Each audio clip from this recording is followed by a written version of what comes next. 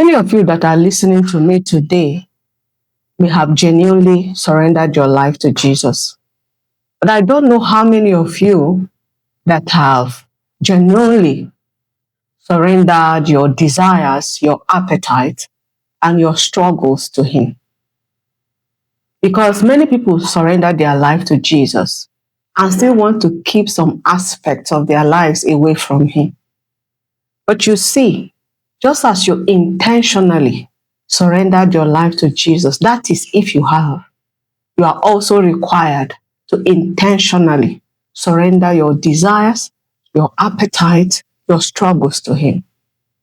Failure to do so, you may have created an opportunity or a handle by which the devil will use to manipulate and control your life in spite of your being born again. And this is the picture of many Christians today.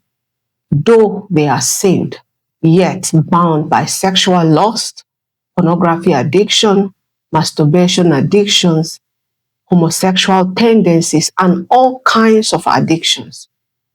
Many people are trying to live sexually pure, relying only on willpower. Willpower is good, but willpower is not good enough. And this could be the reason for your continuous struggle with sexual lust and other addictions. You don't overcome sexual lust or other addictions by trying harder. You overcome by surrendering it to God. And when your desires and appetites are led by God, they no longer lead you into compromises. As I continue with the part 9 of this series, I'll be teaching you on how the principle of surrender helps you to live pure in a sex-saturated society like ours. To surrender your sexual desires is not about suppressing it. It is not about denying it. It is not even about pretending they don't exist, but it is about yielding it to God's authority, choosing His will over your feelings, even in the face of temptation. It is about telling the Holy Spirit, I cannot do this alone. Please help me.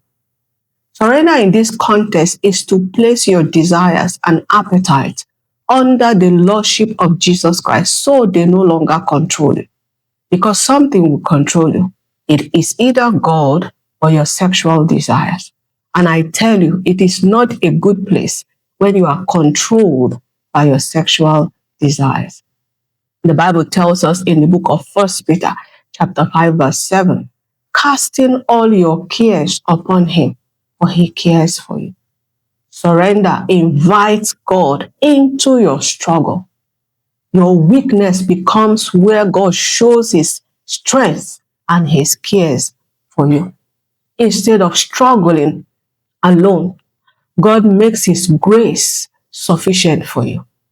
Your willpower may be limited, but God's grace is certainly unlimited. So why do you have to surrender your sexual desires to God? Number 1, surrender gives you access to God's strength. You see, purity is not just about willpower, but about God's grace. The 2 Corinthians chapter 12 verse 9 says, God's grace is sufficient for you.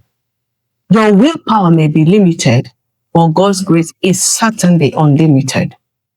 Number 2, surrender leads to transformation. God is not just interested in stopping you from engaging in sexual sin. He wants to transform your heart. And when you surrender your sexual desires to Him, you allow Him to renew your mind, purify your desires, and strengthen your spirit man. Number 3, what you don't surrender to God can control you. Surrender puts God in control of your desires and your appetite. When you surrender your sexual desires to God, you allow God to drive your desires and to strengthen you from within. Number 4, surrender breaks the circle of sin. Surrender gives you a different ending. The circle of sin usually looks like desire, sin, guilt, shame, and repeat. But surrender changes that circle to desire, surrender, strength, freedom.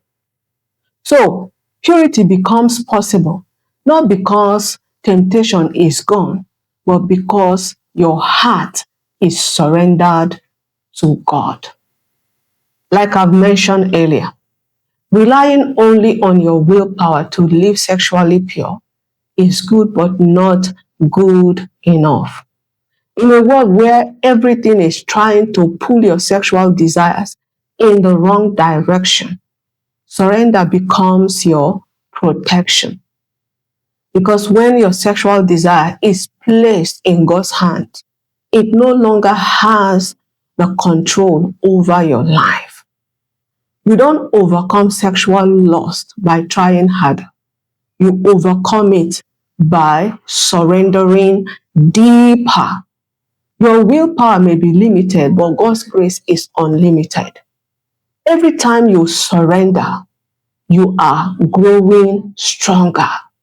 Every time you choose God, you are building a life of purity.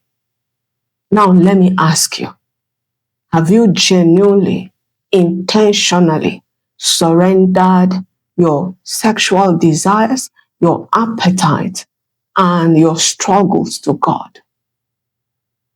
Do let me know in the comment section. Now, this is where I end today's teaching. Do like and share our post, and remember to subscribe to our channel. Until I come your way next time, remain blessed.